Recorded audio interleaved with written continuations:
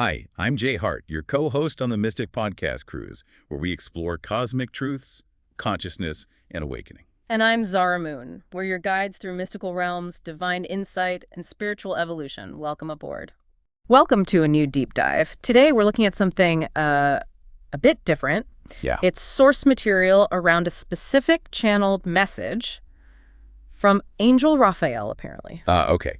Through Kelly Kolodney, right. I saw the sources. We've got a video snippet of the channeling. Exactly. That and some background on Kelly herself, her website, the whole setup. Got it.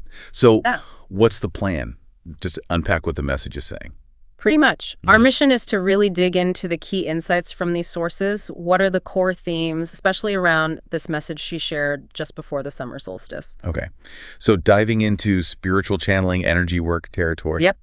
And there are some, really thought-provoking ideas in here. Should be interesting. All right. So Kelly Kolodney, the sources introduce her as the founder of, Master Ascension Light Code Transmissions? That's the one. And the angelraphael.com, her website. Right. And her role is described as channeling these. Yeah. Transformative light code activations. Yeah, for spiritual ascension. So it's framed right away in that context of, raising consciousness, energy work. And the sources really highlight her specific connection with Angel Raphael. They say his guidance helps awaken passion, purpose. Opens you up to possibilities for love, health, abundance, that kind of thing. So the intent seems very positive, very empowerment focused. Okay. And this particular message we're focusing on, you said it was linked to the solstice. Yeah, she apparently received it and felt it was really important to share before the summer solstice. She talks about a very powerful Sungate opening up. And Stargate's opening too, right? I saw that mentioned. Exactly. So the timing feels crucial to the message itself. It's all about this intense, energetic period. Right. Which sets the stage. So in the video, before the main channeling, what's the vibe? What's Kelly like? Well, she seems to be feeling it intensely already. She mentions getting very, very strong messages from Raphael. You can see it, or she says it. Both, really. You can see she's moved. She talks about feeling strong emotion, almost crying. And didn't she mention something about her ears ringing? Yeah, significant ringing. But she interprets that specifically as spirit connecting, like new frequencies coming in and her system assimilating them. Okay, so not just a physical thing for her. It's part of the process. That's how it's presented, yeah. Yeah. And the energy she describes, the energy she says we're all starting to feel, it's intense, powerful, explosive even. Explosive, wow. Highly charged frequencies, all tied to these stargates opening, this big influx of energy, sets a pretty dramatic scene. Definitely. Okay, so let's unpack that explosive energy. What does the message actually say about it? It sounds kind of alarming. It's presented with this dual nature, almost paradoxical. How so? Well, on one hand, it's described as incredibly powerful creational energy, the kind that literally births new things, new realities. Okay, so positive potential, raw creation. Right. But at the same time, this energy is hitting hidden places, dark places, spots where the light hasn't hit it before. Inside us or out in the world. Both, it seems. Individuals and the collective. This light is forceful. It's causing revelation, bringing hidden stuff to the surface. It's touching the hearts of many. And that's where the conflict comes in, the revelation part. Exactly. The channeling suggests this energy highlights where humanity has sort of lost its way, where we've forgotten compassion, basic humanity, love, seeing the divine in each other. Acting instead from, what did it say? Power, hierarchy, ego. Yeah, or the need to control. And the message is pretty direct. That kind of top-down energy is no longer working and serving the collective. Okay, so it's hitting resistance because the old way is breaking down. That's the idea. The shift described is away from that hierarchical vibe towards something much more collaborative, communicative. Like the universe is pushing for a whole new paradigm. A more connected way of being. Makes sense. But when these energies clash, the old resisting the new. That's when you get the boom like fireworks. Very, very explosive, as the source puts it. And does it connect this to actual world events? Explicitly. It mentions potential increases in things like volcanic activity, earthquakes, riots, people rising up, wars. It positions a lot of current global turmoil as a physical manifestation of this energetic clash, this friction. That's intense. But you said there was a dual nature. So there's another side to this energy. Yes, alongside that disruptive, revealing energy, there's what the message calls an incredibly beautiful quantum creative energy. Quantum creative. Okay. How does that work, according to the channeling? It talks about plasmic codes coming in. Plasmic codes, what are those supposed to be? Well, the source doesn't give a physics lecture, but in context, they seem like packets of energy or frequency information. Right. And these codes apparently hit our nervous system and awaken a creational frequency within us. So they interact directly with our bodies to unlock potential. That's the idea, leading to quantum creation, activating our ability to create reality on a fundamental level. And this is linked to the Stargates opening and star beings. Strongly linked. The message connects this quantum energy and the codes to increased contact or presence from star brothers and sisters. Their frequencies are felt, integrating, stirring something. Stirring what, exactly? An invitation, it says, to come back home to the remembering of who we are. Which is? Loving, kind, compassionate beings, able to see the light and the divine in each other, our core essence. So this whole period, this solstice time, is framed as a huge opportunity. Immense.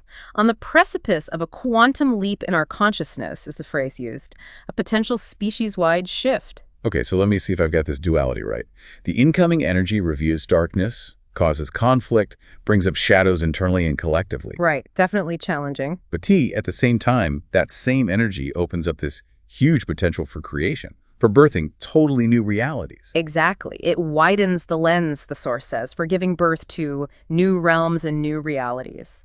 Intense challenge, but also unprecedented potential, hand in hand. Which leads us, I guess, to the practical advice. If this energy is so intense and dualistic, what does the channeling say we should do about it? This is really the core instruction from Raphael in this message. And honestly, it's a big ask. Okay. The central instruction is, and I'm quoting here, to open up your hearts to the places and to the potential of that in which you can bring love to that is the most difficult and darkest places for you to do so. Wow. Okay. Yeah. Most difficult and darkest places. Yeah. Like what? Does it give examples? It does, and they're tough ones. It specifically mentions countries, citizens, groups, even leaders that you might feel intense hatred or opposition towards. The enemy, essentially. Yes, and the instruction is explicitly to step over the threshold of this polarized vibration into the hearts of the enemy and to love that enemy. Love the enemy. Okay. It's profoundly counterintuitive. Why? What's the reasoning given for doing something so difficult? Several layers to it. One is to actively look for the spark of their own divinity deep inside them, no matter what they've done. Find the light within the darkness, even in others. Right. Another angle is to try and recognize their potential pain or hurt. The idea that maybe their actions stem from their own woundedness. Find compassion there. The hurt people idea. Kind of. And then there's maybe the most challenging part of the rationale. Go on. The suggestion that maybe beneath the surface, their actions, even the terrible ones, might be serving some larger purpose for the collective whole. Oh. To bring an opening of compassion within the hearts of many. Like the extremity of the act forces a confrontation with the lack of compassion, forcing it to awaken. That's a really difficult perspective to hold when you see real harm being done. Absolutely. And finally, it talks about seeing an aspect of you in them. Remembering the unified field that we all come from the same divine source. Seeing their divinity is seeing your own. Recognizing the connection, despite the appearances. Yeah. Okay. So if someone actually tries to do this, open their heart to the enemy, what effect does the channeling say it has? It says this practice is what actually settles that eruptive and explosive energy we talked about. It helps things move towards equilibrium internally and presumably collectively. So our inner state of compassion directly affects the outer energetic state. That's the strong implication. It emphasizes that opening your heart, especially to the most difficult ones, is how you step through a threshold into a divine light of creation itself. The path to birthing those new realms and worlds. Yes, in a unified field of love, it's presented as the key.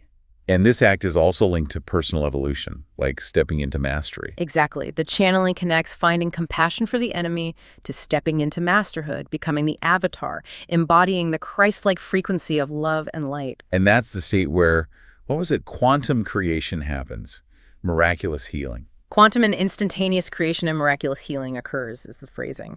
So this radical compassion is the gateway to that higher state of being and creating. It also links it to simpler acts of service, right? Feeding people, caring for them. Yeah, as ways of remembering and embodying that same compassionate, true essence. Okay, so summing up the core instruction. Find compassion, even when you feel judgment. Bow to the divine spark, even in the darkest places or people. Because that is the way to navigate this intense energy and unlock creation. That's the heart of it. It's a lot to take in. That central message, love the enemy. I mean, it goes against pretty much every natural instinct, doesn't it? Completely. Our survival wiring, our sense of fairness, our tendency to categorize us and them. Yeah. This asks for something totally transcendent, a really high-frequency response to often very low-frequency actions or situations. And this link it makes between doing that deep personal inner work, finding compassion even for our own judgments, and that somehow settling the global explosive energy. That's quite a claim. It is. It's proposing a direct mechanism.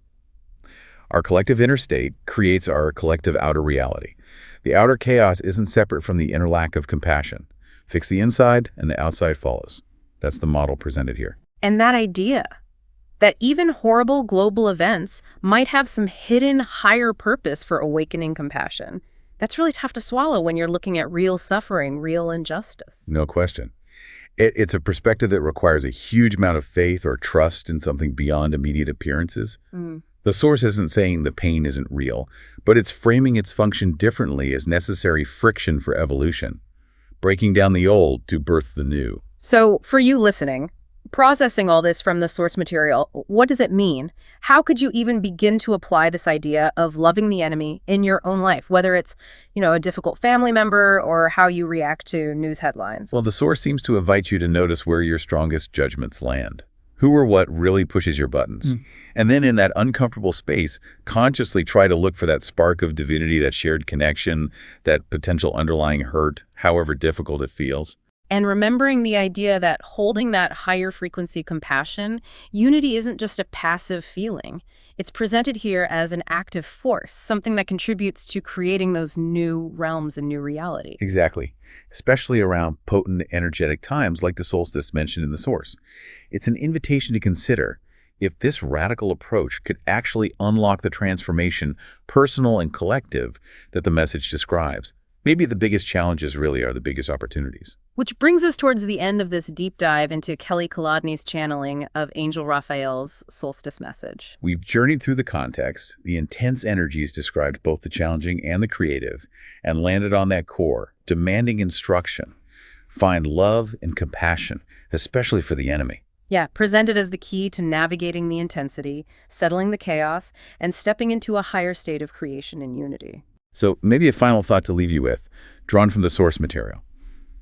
What if those things that feel like the biggest obstacles, the hardest people to face, the darkest corners within yourself or out in the world, what if they aren't roadblocks at all? What if they are, as the message suggests, the precise points where the light needs to hit, the necessary friction, the actual gateways to the deepest levels of creation and unity this channeling speaks of? Something profound to consider. Absolutely. Thanks for joining us for this exploration. We'll catch you on the next deep dive. Thanks for diving deep with us. Always a pleasure. Subscribe now and help us reach our first 1,000 awakened souls. Your energy lifts the journey.